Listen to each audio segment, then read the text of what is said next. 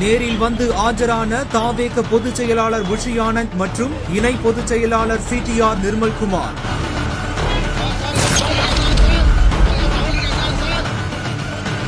கரூர் சம்பவத்தின் சிபிஐ விசாரணையில் அதிரடி திருப்பம். விசாரணை முடிந்த அடுத்த நொடியே பரபரப்பாக செய்தியாளர்களுக்கு பேட்டியளித்த நிர்மல்குமார்.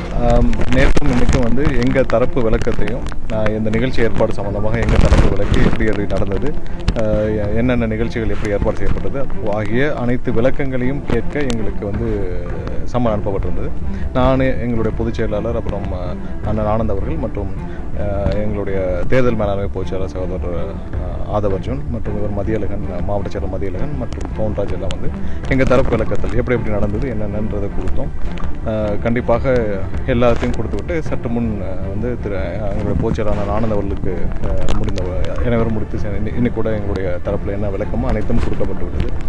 எங்களுடைய ஒரே குறிக்கோள், ஒரே எண்ணம், இந்த சதி செயலில் இந்த 41 சம்பந்தப்பட்ட குற்றவாளிகள் அனைவரும் தண்டிக்கப்பட வேண்டும் என்றுதான் எங்களுடைய ஒரே எண்ணம்.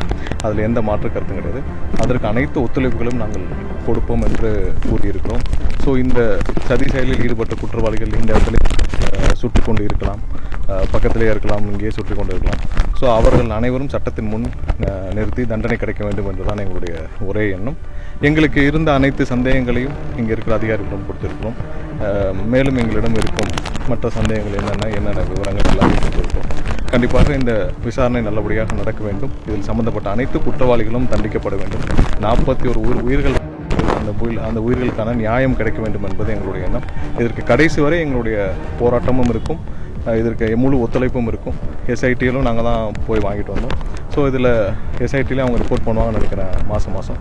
ஸோ இதில் கண்டிப்பாக இந்த 41 உயிர்கள் ஆனதற்கான அனைத்து இதில் சம்பந்தப்பட்ட அனைத்து குற்றவாளிகளும் தண்டிக்கப்பட வேண்டும் என்பது இதில் கடைசி வரை எங்களுடைய போராட்டம் தொடரும் என்பதை நாங்கள் தெரிவிச்சுக்கிறோம். அந்த விசாரணை போது இந்த சதி நடந்திருக்க வாய்ப்பு இருக்குன்னு அவங்கள்ட்ட தான் நீங்கள் சொன்னீங்க.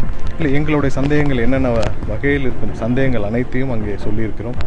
அவர்கள் கேட்ட ஒரு சில விளக்கங்களையும் சொல்லியிருக்கிறோம். கண்டிப்பாக இதில் பொதுமக்கள் அனைவருக்கும் தெரியும், உங்கள் அனைவருக்கும் தெரியும் இதில் என்ன நடந்தது, எப்படி நடந்தது என்னன்னு தெரியும். கரூரில் மட்டும் ஏன் இப்படி நடந்தது உங்கள் எல்லாருக்கும் தெரியும். ஸோ இதில் எந்த வகையில் யார் குற்றம் செய்திருந்தாலும் அவர்கள் கண்டிப்பாக தண்டிக்கப்பட வேண்டும். அது ஒன்று தான் எங்களுடைய ஒரே எண்ணம். கண்டிப்பாக அதில் எங்களுக்கு இருந்து அனைத்து சந்தேகம்னு சொல்லியிருக்கோம். மேலும் பல கட்டங்களில் அவங்களுடைய விசாரணைகள் இருக்கும். ஸோ அதில் கண்டிப்பாக நியாயம் கிடைக்கும்னு நம்புகிறோம்.